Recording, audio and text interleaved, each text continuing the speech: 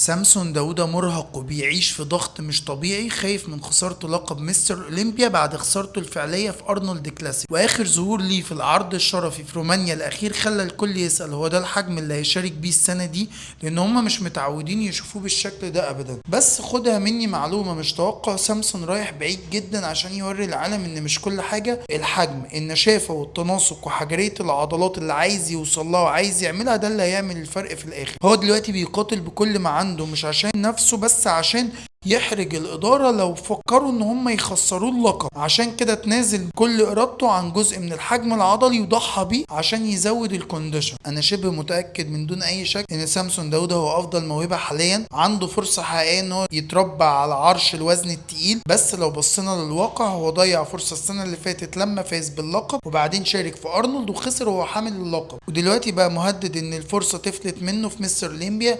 كونه انه واقف في النص الصراع بين اداره مستر اولمبيا واداره ارنولد كلاسيك ده شيء مش سهل جدا. ارنولد بدا يلعبها بشكل كبير، عايز يخلي بطولته رقم واحد عند المحترفين، واعلن ان الجائزه الماليه بتاعته السنه الجايه هتكون اعلى من مستر اولمبيا ب3/4 مليون دولار. وبكره قريب مش بعيد هنشوف اللي هيحصل على المسرح. وليه توقعاتكم ليه السنه دي؟